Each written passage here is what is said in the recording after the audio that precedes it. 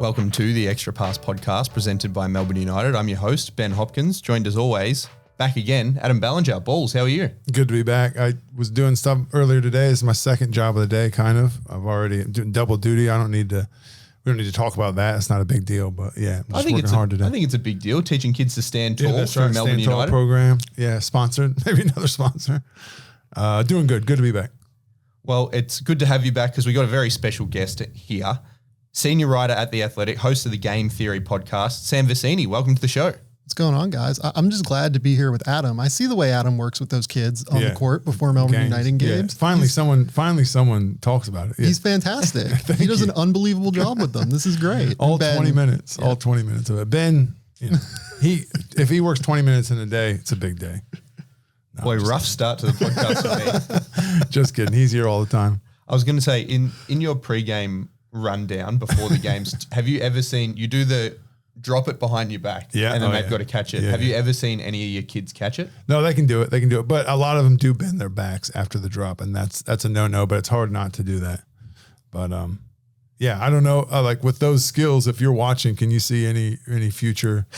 I mean, from an 8-year-old, like that guy's got it. I feel like my scouting eye is not quite attuned to 8-year-olds yet, but I love the way you go about it. It's fantastic. Yeah, thanks. The kids seem to enjoy it. That's the most important part. That is, yes. Well, you touch on your scouting eye. You know, that's why you're here. You're in Australia. You know, you work for The Athletic and you write about the NBA and with a particular focus on the NBA draft. Can you talk about what that's been like coming to Australia and still keeping such a close eye and following the NBA from a draft perspective? Yeah, so I love it here, first and foremost. Like, I have no real plans on like moving back or anything. It's made my life, it's different, obviously. I have to find different times to call people. I have to find different ways to connect with people, right? But I think it also has kind of helped my work-life balance. I'm somebody that like can just dive into work and just like completely and utterly jump in and work, many hours a day, far beyond what I should. Because NBA games happen at, 10 a.m. here, 11 a.m. here, 1 p.m. here in the late games, right? It's a little bit better for my work-life balance in general. I can find time to go out to dinner with my wife. I can find time to, go to a movie, things like that. So I really enjoy it. I think it's a fantastic just way to kind of live here. I love everything about Australia so far, and I've lived here for 3 years or whatever. Yeah, I remember when I was sort of coming through high school and first getting into uni and realizing what I wanted to do. A dream job for me was like, I always was so just enamored with the draft and just sort of the NBA process. What made you want to get into this industry? And I guess, how did you find your way into it? Yeah, it's a great question. Thank you. So, mentioned to Adam, I went to Ohio State and, I wasn't sure what I wanted to do. So I kind of took a bunch of classes to the point where I was going to graduate in 3 years because I took too many classes. And then by the time I decided to be a communications major, it was like, all right, like you only have a certain amount left. So I went and did a 4th year at Ohio State and got a double major where my second major was film studies. So I, did that for a year, took all the classes for a year for film, literally took a year only doing film classes, and kind of decided I'm not like mature enough to go out into the real world and have a job yet. Like I need to, probably need a settle down period. So I went to Carnegie Mellon and got my master's degree. And my second year was out in LA. And I was kind of, I don't want to say bored at Carnegie Mellon, but like finding different things to do. I was trying to find different things to do, I guess. So I started writing about basketball and really dove into scouting. And kind of when I dive into something, I really try and learn it and wrap my head around it and like understand everything within it. So I just got really connected to the game in that way and started scouting and started doing draft stuff. And I've always been really interested in the idea of the draft, right? Like I was talking to a very, very high profile college coach. Let's call him. I don't think I want to say the name, but yeah, I think he comes off fine, but regardless, I was talking to a very high profile college coach and he was like, why do you do this job? Like, what do you get out of this? Like, it's just a stock market game, right? Like you realize that, right? And I was like, yes, I get what you're saying, but A, I don't think there are many responsible actors within the space of doing this. And B, I think that I kind of enjoy, I don't enjoy the stock market piece of it, but I enjoy the projection piece of it a little bit. I enjoy trying to figure out who's going to be good, who's not going to be good. I enjoy that like scouting piece of it in a real way. So I, kind of fell in love with it and got noticed by CBS Sports and went there for a while. And then, when the athletics started, I think I was employee somewhere in the 40s. I know that. And, they've had probably pretty close to 1,000 people come through there now. So I jumped on early. I've always had kind of like an entrepreneurial mindset. Like my master's is basically in entertainment industry, like MBA kind of thing. So, worked at Stars and Nielsen doing TV ratings for like a year, honestly. And I kind of decided it was more, I wanted to go down like the scouting and basketball side and got hired. It was really good. You could have turned that question around on the coach and said, why do you do your job? College coaches are crazy. And I mean, the amount of work they put in and the time that they're there. I mean, I guess if you're winning, you get a lot of recognition, but going through college, I mean, Coach Izzo is our coach. Yeah. The great man, Coach Izzo. Heck of a coach, and his assistants. And the only thing I thought was, man, I would never, ever want to be a college coach. I mean, you're just miserable. Unless you've just won a game, the rest of it is misery and grinding and watching tape and sitting in the offices. They never go home. But I think what you do, you get to work from home. It's pretty malleable. Can you think of any examples like across your career as you've been scouting for the draft or having a close look at the draft of someone who perhaps you were high on and thought, if they go to a good system or if they go somewhere where, they're developed properly, they can be, they don't need to be an MVP candidate, but they can just become a really serviceable or a really solid NBA player? Yeah. I'll kind of give you even a opposite sort of example, but you'll see where I'm going momentarily. So like a guy that I didn't really get last year was Brandon Pajemski, who currently plays for the Warriors, rookie. I'd have him first team all rookie right now, right? Like I think he's been fantastic. I think that if you would put him in a slightly different scheme where, the Warriors, they run all of these intricate sets. They're playing highly motion-based offense and they're, running guys off of all sorts of movement, getting him on the move, getting him in dribble handoffs, getting him in all sorts of off-ball, off-screen actions, right? I think if you put him in more of like a, spread ball screen, we're just going to have him space the court in the corner. We're going to have maybe him run some point. I don't think he'd be as effective in that scheme. But in the Warriors scheme, as soon as he got drafted, like I had him like in the 40s last year. But as soon as he got drafted by the Warriors, I was like, oh shit, like if I was the Warriors, I would have had him, 14th, 15th on my board. It's just like it's a perfect fit for the scheme as much as anything. And like, that's the silly part of kind of what I do a little bit, right? Like trying to put everybody into a amorphous, vacuous box in some way where, somebody like Brandon Pajemski, if I was making a Golden State Warriors specific big board, I would have had him, like I said, like top 20 at the very least, but in a different scheme, and not everybody runs that scheme. It's actually not a very common scheme at the end of the day. I think that I just didn't have him as high. Like I didn't think it would work as many places, I guess. You know what you're talking about. I just listened to Bill Simmons say that same thing on a podcast yesterday. Really? Well, he said, a lot of younger guys struggle when they go straight into Golden State, but Pajemski seems to fit in there perfectly. And I think you make the point of him specifically fits there. A lot of other young guys going in there, it's tough for them to fit into that program. But yeah, he's been a bright spot for sure. Well, the funny thing is I did this on my podcast today is why Pajemski came to mind. So I do a big crazy draft guide every year. It's like a literal book basically. And I'm not too precious to talk about this. I absolutely was wrong on Brandon Pajemski across the board. Right.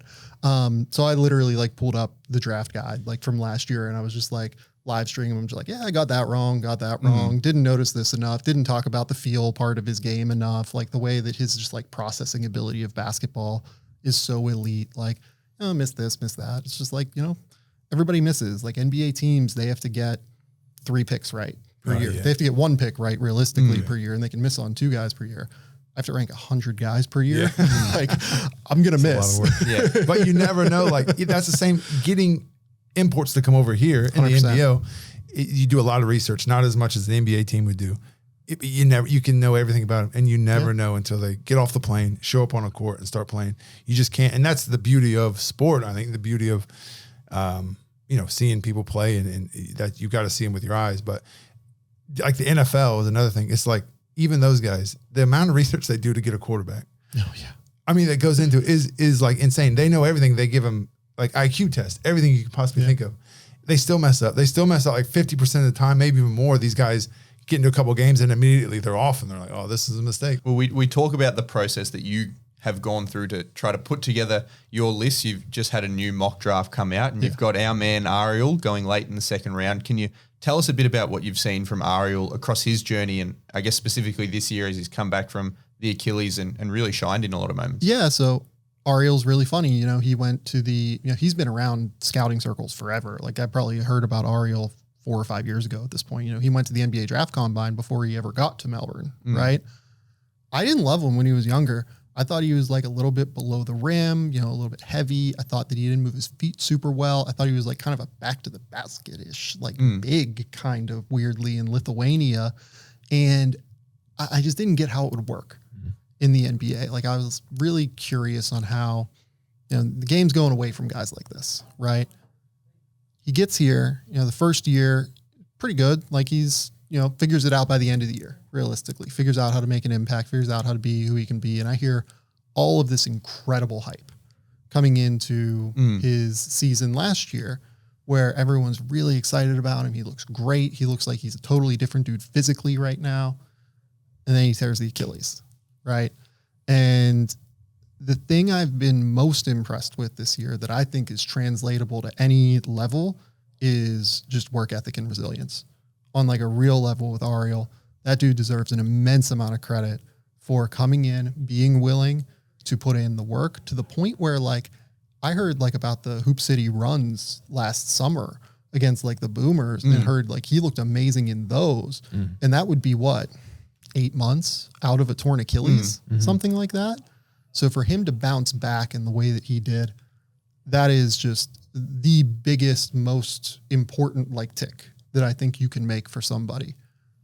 In terms of the game, look, it's a simple game. Like he has real NBA size. He has real NBA length. He has pretty real NBA athleticism, I would say. Like he's not going to be like elite of the elite NBA athlete, but he'll be like a good athlete in the NBA.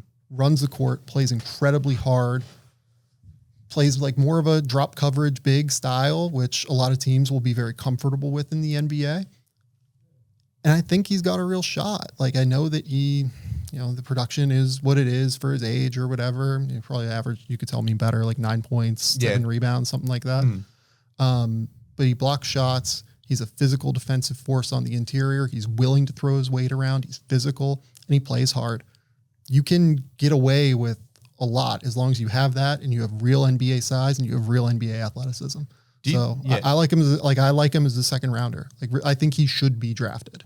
Do you think it helps guys like Ariel where they come in and, Ariel, he had spurts this year where Joe was coming back from injury and he would start games, but where he's played a really specific role on a team with a lot of perimeter talent and he's given a pretty specific sort of lane of things to do.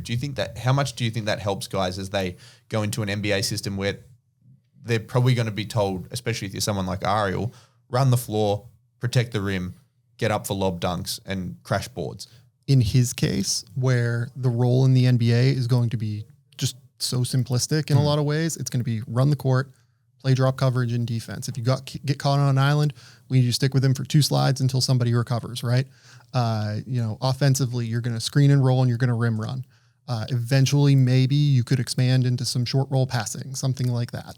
But the role is simple here. And I think that exactly to your point, Ben, it's going to be really, really helpful for him to have experienced this on the pro level, not just on the pro level, but like I know I'm in the United offices right now, so I can't say anything else, but on a good team that like is structured well and like Dean does a great job and, their defense is always so, well formulated. Everybody is so tight in terms of their rotations. You have Shea Illy fighting around screens. So, what somebody looks like when they're excellent at fighting around screens. Like that's a pro level, NBA level defender at the very least in Shea Illy, right? So I think that having all of that around will absolutely help his translation to the NBA.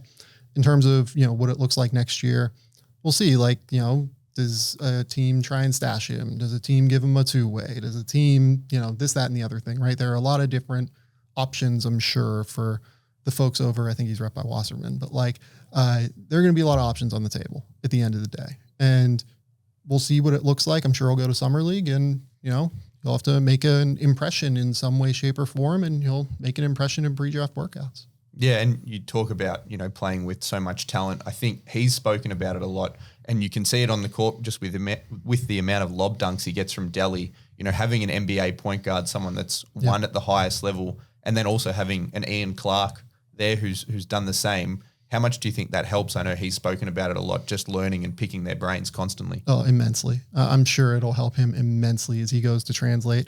Just, the way that he needs to, Delhi's been there at the highest level, played in NBA championships, things like that, right? Knowing even just okay, if I'm in drop, this is what my pick and roll partner needs in order, for me backpedaling. He needs me to stay at this level, or no, he needs me to stay 2 steps back at this level. Just even the little small details of that, I think will immensely, immeasurably help Ariel as he moves forward to that next level, trying to just figure out what his role is going to be. We know what the role is going to be, but finding his role in the team and in the team concept specifically. Is he going to be a third center immediately? Is he going to be in the G League playing on a 2-way deal? Trying to find different ways to go about it, but having that professional mindset of somebody like Delhi. All the guys on the perimeter. Chris Golding's been around forever. He's played at exceptionally high levels. Shea Illy's been around. He's played at exceptionally high levels. He knows what he's supposed to do out there. Having all those vets, I think, are just, it's immensely valuable for both Ariel and Luke. Absolutely. And, you touch on Luke as well, but I know there are other guys on this team that you're a really big fan of. One guy we've spoken about in the past is someone like Flynn Cameron and just his potential. Can you talk about some of the guys on this team that you're a big fan of? I mean, look, I love everything about this team, to be clear. I love the way that... Right answer. Yeah. Look, you guys finished first in the NBL this year for a reason. I saw you guys play once at the Blitz, and I was like, yeah, they're going to win. I was like, yes, it's going to be them, and it's going to be Perth. And if you don't believe me, you can ask Olgun Ulick, because I said it's going to be them, and it's going to be Perth. I think they're the 2 best teams. I think Perth is unbelievably talented, but you look at Melbourne's connectedness on defense already. You look at the way that they're able to match up in different ways. Melbourne United never goes small really, but they could go small, with Luke at the 5 if you want to. Yeah, I've seen that a couple of times this year. Different ways that way. When you have all of the perimeter-based defensive guard talent, I think that United has, plus you have this, jack of all trades and Luke who can fly around and guard, maybe 2 through, 4.5 at this level, let's call it, maybe can deal with most ones, but not all ones, maybe 1.5 through 4.5, can't deal with the biggest 5s, can't deal with the quickest ones. I really, really think that having that versatility is key. And in terms of the talent level, I love Flynn Cameron. I think Flynn is going to be an outstanding player in the NBL. Really love the way that he is able to decelerate more than anything. I think the way that he slows down, he's not the most athletic dude in the world, but when you have the ability to shoot, which I think he has and will continue to grow within, and when you have the ability to attack off of that shot, play in ball screens, and then decelerate and use your shoulders and use your body to be able to create that separation from your man and from defenders, I think it's just, he's going to be a really, really high level, high end starting caliber, potential all NBL player in this league at some point. Luke, I think, has a chance to play in the NBA at some point. He's just so versatile. He's so capable of filling different roles on a team, right? It's going to be the shot for Luke. Everybody knows that he needs to shoot, right? If he shoots at a real 39-40% level from the FIBA line, 36 to 38 from the NBA line, he's probably gonna have a good shot to play in the NBA because he's athletic, he defends, he can pass, he's very downhill, he's going in transition, flying, and then he's able to attack closeouts in a real way. I love the way that Luke plays. honestly, like I love watching Shaylee defend. Don't we all? Yeah, I know that he's a defensive player of the year in the league or whatever. I'm not breaking news to anybody, but just watching him navigate screens, watching his anticipation for how somebody's going to come up and screen him, and then he's able to get around it beforehand. Like he wins before the action actually happens, in my opinion. You can see that he is there and he is so ready to anticipate what exactly they're going to do. And that's why he wins. I love watching Shaylee defend. And Chris Golding is, you know, there's such an immense value in having like an off-ball wing in this league. I think it's really probably like the most undervalued asset in this league is having like a local that is like truly elite in terms of off-ball movement and shooting. If you have one of those guys, it's just like such a marginal difference maker, I think. Yeah, absolutely. Well, it's been great to hear you break down this team and break down the league. We're going to go to a quick break and then we're going to find out a little bit more about you when we get to Fast Five with Balls. Want to stay up to date with everything happening at Melbourne United? Download the Melbourne United app today. Filled with videos, audio and articles about your favourite team, it's the one-stop shop for everything Melbourne United. Download the Melbourne United app via the App Store on iOS or the Google Play Store on Android. And we're back on the Extra Pass podcast and it's time for Fast Five with Balls. Ready? This is Fast Five with Balls. Been waiting for this the whole time. Now we're on to the fun stuff. Yeah, they're hard hitting, so I hope you're ready. Same. Awesome to have you in here. I just obviously the way you talk about the game, you're probably maybe the smartest guy we've had. I don't want to. We've had a lot of smart guys. We've had some smart guys, but maybe we're talking about like just all the terms you use. You're like, yeah, he's not lying about what he does. Yeah, he does this for a living for sure. The guy in the office next door is pretty good. Yeah. Yeah. Well, I'm just being nice. You're in here. I got to talk nice about you. Okay. We've got 5 questions, not necessarily about the game, but we'll get to it. So you're an expat, I guess you could. Are you an expat? Would you? I'm not a citizen here yet. I haven't been able to get it yet. Not officially. I'm officially an expat. Well, I'm a citizen of both, but you're from America. You live here. Same with me. You're also an Essendon fan. Big Bombers guy. How did you become an Essendon fan? My wife. I also am, by the way. Yeah, my wife has been an Essendon fan. She's been a member for over 30 years at this point. So yeah. No, that was an easy one for her to indoctrinate me into. And by the way, I've watched 90% of Essendon's games since we've been together, and we're coming up on 10 years, 4 years married and we're 4 years married now, but we'll be together for 10 years in March. Rough watch. So that's a lot of Essendon games. I do not watch many, but same thing. My wife. So when I first got here, I didn't know what footy was. I went up to visit her house in Swan Hill, lovely Swan Hill, her family home. They had like photos down the hallway of just players, like a locker room. Like that's amazing. Players' heads and team photos of Essendon. They're huge Essendon fans. And so ever since then, I've had to say I'm an Essendon fan. It's been slim pickings, though. It's been rough. 2003. When did they win it? When did we win the, do you know? 2000. 2000. Yeah, it's been a while. Yeah, so even before I was out here. It's funny, like when you started watching, I don't know if you felt this way, but I was like, man, we could like get some basketball players like to play this game, like get them to be rucks, get them to be forwards. It was they steal all the basketball players out here. Yeah, it was when like Patrick Young, the kid at Florida, like the big, like enormous, like jacked dude, huge. Yeah, I was like, man, like get that kid over here, be like a ruckman, like he'd be amazing. He couldn't run a whole game. I don't know, man. He was a freak show athlete. Yeah, but the problem is you don't grow up kicking in America. If you grow up, this is what short guys are the kickers. Over here, it's like they can kick a ball just like you would pass back home. This is absolutely what I've learned. I like literally have talked to like a few like AFL like scouts and everything, and they're like, yeah, like you just can't replace like naturally growing up kicking a football. Yeah, it's just so foreign. It's a good game. I'm not going to go on to my opinions because people don't want to hear mine. We've tried it before and it's not the most popular thing. But of the Essendon players since you've been out here, which one would you like to get into the draft? Like has the most upside in a draft, do you think? Since I've been here. Probably a tough question. Yeah, I mean, I don't know. Like, could you get Zach Merritt as like a point guard or something? Yeah, like he's got the vision, right? If you just think of like he started playing basketball when he was young instead of footy. Yeah. Like which guy would have like the most upside? Might be a little too short, I guess. Now I'm thinking about it. I don't know how tall Zach Merritt is. He's like I don't know who Zach Merritt is. 5'10", 5'11". He's one of my favorite players. Big Bombers fan. Yeah. Yeah, I don't know. I'm sure there have been basketballers that have come through Essendon. I just don't know any of them. Yeah. Yeah, I guess you'd probably take tallest, most athletic guy, and have him play basketball instead of footy since he was growing up. Yeah, like Joe Danaher probably would have been pretty good. Yeah. I think. A mighty Brisbane Lion. Is Oh, boy. he's the Lion? Yeah, He is plays a for Lion Brisbane now. Oh, he's the Lion now. He's been a Lion for like 4 years. Yeah, Essendon screwed that up pretty badly. Yeah, I know. I do know that name. Okay, moving on. That was footy talk with balls. Everybody loves that.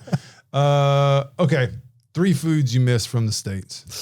So From Pittsburgh. Can we get Pittsburgh specifically? it's a great question because That was it. part of the reason that I came down here is, it's 3:30, whatever. USA Food Store is down the road. Oh, it is too. I know Closes USA at 5 Foods. My o'clock. kids drag me there all the time. I'm absolutely going to go down there and see what they have. I've bought pumpkin spice from there before. Yeah. Because I'm one of those people with coffee. That's sacrilege here. I understand that. But It's not big here. not big here. I would say, I know that there's like a Taco Bell in the city. Yeah, it's not the somewhere. same. They're, It's not the same. they're Been there a couple starting to times. spread out a little bit. There's one It's out. not- There's one out near me now. Yeah, but it's not the same as the American one. Yeah, It's close. it's not. No, it's not the same. So Taco Bell would be up there. What else? I'm trying to think of like general foods. So my wife and I lived in LA for 7 or 8 years or whatever. Mexican food, like across Yeah. the board. Like Yeah. we found like Echo in Mexico. It's not bad. Like Yeah. you can do it. Like if you really like crave Mexican food, Mhm. but I would say Mexican food and Primanti's if we want to go Pittsburgh. What are they? Primanti's are these sandwiches where it's, whatever your meat is. And then they put French fries and they'll put coleslaw on it. And Wowza. it's like a super Pittsburgh thing Yeah. for sure. Yeah, I've never had one of those. I'm from Indiana, so it's like cornbread, chili, fish sticks. That's the only fish we get in Indiana. Yeah, good answer. So about USA Foods, you like sugary cereals because they got all those, but be prepared to pay. You like grape nuts? You know No, grape nuts? I know grape love nuts, but I've I can eat never- grape nuts. Yeah, it's never my thing. 3 meals Cinnamon a Toast day. Crunch. Grape nuts there cost, and it's probably going to ruin our sponsorship with them. It's like $20 for one box of grape nuts. I love it. It's still not worth it. Yeah, I will go get Pop-Tarts. I would Pop say Tarts, will be yeah. my move. Captain Crunch. They got all the good stuff. Okay. This is a tough question. This is going to put you on the spot. Love it. This is in jest, of course. We love America, but 3 ways Australia is better than America. So like I had a NBA, GM friend come down here, right? And we were like walking across the city and he was like, yeah, like, I probably couldn't do this like in the United States necessarily Yeah. when it's Yeah. 11 o'clock at night or whatever. Yeah. And we were just coming back from dinner or getting a drink or whatever. So like that's one, like just the general safety of walking around here. Number 2, so like I've lived kind of everywhere. Like I did, 4 years in Columbus, 19 years in Pittsburgh, 8 years in LA. Like I've kind of, lived 4 months in Denver. Like I've, kind of been in a lot of different environments, right? I would say that this environment, in terms of just like the laid back atmosphere of Melbourne, I'm not going to speak for the rest of Australia necessarily, having not spent like a crazy amount of time in other places, but Melbourne particularly, I think is really special in terms of the laid back atmosphere, the vibe. I think that like, it's just truly, you can't really find anything like it kind of, it's unbelievable. And then the third thing, it's better, bread, I would say is Bread's better not here. bad. Yeah, that's a good, Yeah. Yeah. Like it actually goes off here, which means it's fresh. Oh, it goes off. I got you. Yeah. Yeah. Like Yeah. it will actually like grow mold and things. Whereas in the United States, like you can keep a loaf of bread for, a long time, a longer period of time. Eventually it will, get moldy, but food, I think food here in general tends to be a little bit fresher. Okay. So you have your own podcast, Game Theory, which is hugely successful. Athletics, the bio said it's one of the top on iTunes. Is that right? It's in the top 20, Yeah, I top would say 20, that's basketball good. podcasts. There's a in lot the of world, podcasts on something iTunes. like that. Yeah, we're not in the top 20. Well, Ben and I are trying to climb. We're trying to climb the podcast ladder. Yeah. All right. We'll do anything. We'll make fools of ourselves with anything. Love it. What can we do? You have any tips for us in the podcast round? What can we do to get our, We just need our numbers up. We need numbers up. Video. You've got to go out and It's on video. Do like, no, but like go out man and on the like, street type stuff? Do man Pranks. on the street kind of stuff. Have like Ben try and like hit hook shots and like all sort of like, wild like things on a basketball court. I mean, it's too easy for you, but like, it's too easy. Yeah, just to have Ben do funny things. So I'm willing I'll step over Ben for my own fame. Like, I'll do anything, so. You could have, you could do a 1 year bet where like the Pardon My Take guys, the one guy right now is, he's probably like 6 foot tall and Big cat? no. So Hank, PFT? their producer. Hell, Hank, he's going to shave his head. No, he's going to try and dunk. Oh yeah, I saw that too. Yeah. And I think it's going to be, there's no way he's going to be. I don't think there's any way. He's got to So get like 7 or 8 inches. That's it. That's right. How close are you to dunking? That's a great one. Well, what a tip. That is awesome. Actually, how close are you to dunking? I actually played last night and tried to dunk and threw my back out. See, this is perfect. But you're close. Like you can touch the rim, right? Oh yeah, like I got the ball like up on the rim and then just like hammered it against the backboard. Maybe the challenge has got to be a 2-hand dunk then, because you're too close right now. How tall are you? 5'11". Yeah, so he's athlete. athletic. Yeah, he's an athlete. Yeah. No, just long arms. That's it. That's a great one. But let's also start filming that. Let's start our journey. The thing you forget, I'll be your trainer. which is we have the most niche podcast that like it's not like oh, I want to listen. I'm going to listen to game theory and hear a bit about the NBA and the draft and everything that's going on. No, I'm going to listen to the Extra Pass and just hear about Melbourne United. We love our fans. We love how niche this is. At the games, the coolest part is when the people at the games actually come up to you and say, I listen to the podcast. Because we do this and I kind of forget people or anyone's listening. It's just kind of fun to do and sit and talk. It is nice. We do have very passionate fans. Yeah. But you know what though? Because they're more passionate, they're going to be all in on the journey of Ben getting to where he can dunk. Maybe we could get like donations, like start a GoFundMe or something. That'll all just be money in my brother's pocket because he's my osteo. So he'll just be working on my back the whole time. Shoes. That's actually I like that idea. Yeah. Okay, I'm sneaking this one in. I can't not ask you this with you're a draft guy. So my senior year of college wasn't very good. Junior year is pretty good, all Big Ten stuff like that. Senior year not good. Didn't have any chance of making the. I wasn't even in the draft. What year did you win the title? We won it in 2000. Yeah. 2003. What year were you? I was a freshman. Okay. Played about 10 minutes. No big deal. Played about 10 minutes on the best team in the country. But it seems like a big deal. Not a big deal. The year that I was eligible for the draft was also LeBron's year. And I think he bumped me out. If he would probably right. He bumped me out. I would have been the last pick and then just missed. Okay, so when I came out here, I was good stats, but the game has changed. So back then I would have had a better chance, still very fringe, but fringe like as in a chance of making it. But so you were like 6'8" shooter? 6'9", well 6'9" with shoes 6'9" on. with so shoes I'm on. 6'9". Yeah. But the NBA does shoes on, right? Not anymore. Well, back then they did. So I'm 6'9". There you go. 6'9" shooter. Yeah. I can rebound, durable, so durable. But but around 27 or 28, I know I was older then, but I was like 50, 40, 90. Sure. Like easy. I led the league a couple of years in 3-point percentage.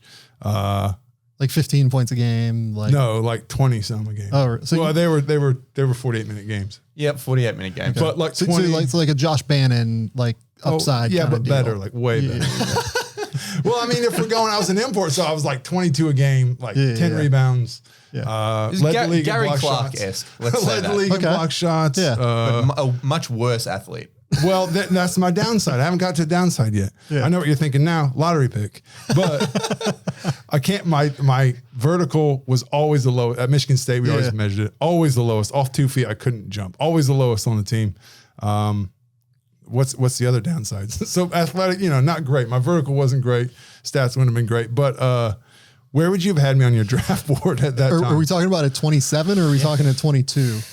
If we're 27, I think you would need David Kahn to get you that's drafted. a little old. Even for now, takes, that's too old. Well, I don't know. How do we do this? Okay, I'm 22, but I got my year 27 stats. You probably would have gotten drafted if you were 22 Definitely. and you would have averaged 22 in the Australian League. Well, really, you're basically gone in the putting first up, round. You're basically putting up Brad Newley numbers when he was out here, and then he got drafted. He got drafted. But then the Knicks have his.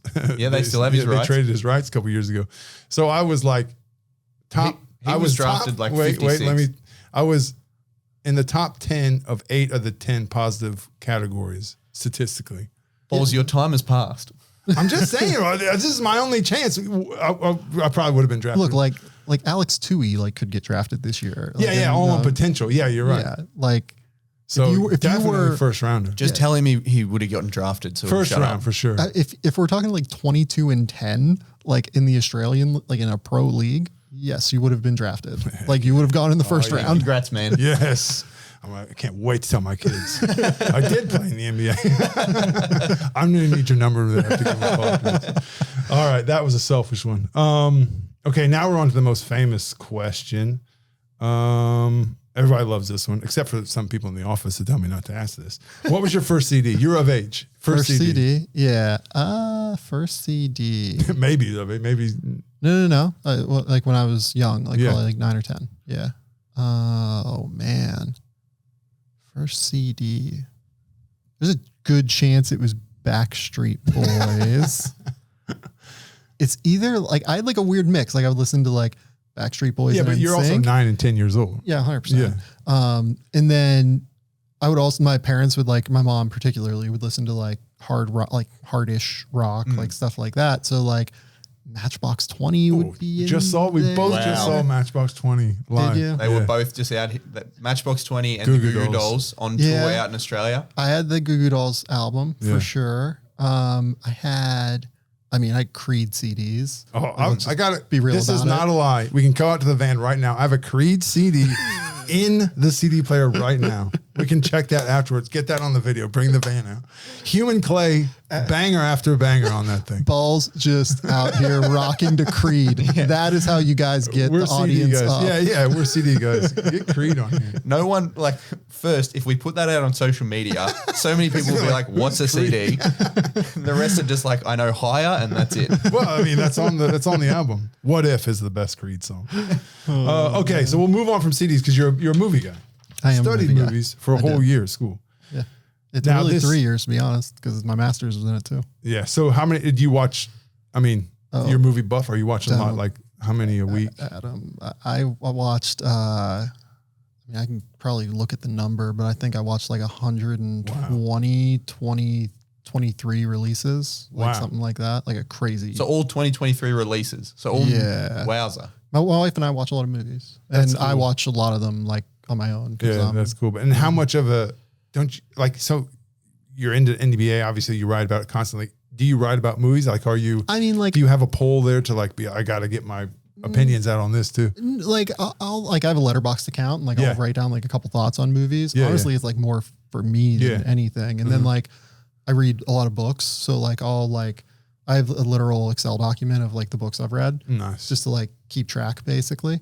And like, I'll give like a quick little grade on there, like to make me jog my memory. Like, did I like it or did I not like it? You know, cause you forget things within, 4 years or 2 years of them happening. So I like to have the record of it, I guess. Nice. You got to come back for just a movie podcast. I'm always trying to get spin-off podcasts. I'm in. Oh my goodness. All right. That's it. That's it. Cue the music. Cue the music. 5 questions from Balls. It turned into 25. Fast five. Fast 5 plus 2, I think. At least. Well, Sam, thanks so much for coming on. It's been great to hear your insight on the league, find out a bit more about you. For fans who, were excited to hear from you, where can they listen to your stuff, read your stuff? Yeah, go to the Game Theory podcast. If you search it on YouTube, Apple Podcasts, whatever, you'll find it, I'm sure. Follow me on Twitter, Sam_Vecenie. That's going to be the easiest way probably to find all of this work. A lot of Essendon Bombers hot takes on there. I've tried to reduce it, man. I get too annoyed and frustrated with it. Like, just the blanket mismanagement frustrates me. But yeah, and The Athletic, obviously, I should plug. Yeah. That's where a majority of my draft work goes up. So that's where you'll be able to find it. Awesome. This is fun. Absolutely. Well, thanks so much for coming on. Thank you so much for coming on. Thank you all for listening, and we'll be back again next week with another episode of The Extra Pass.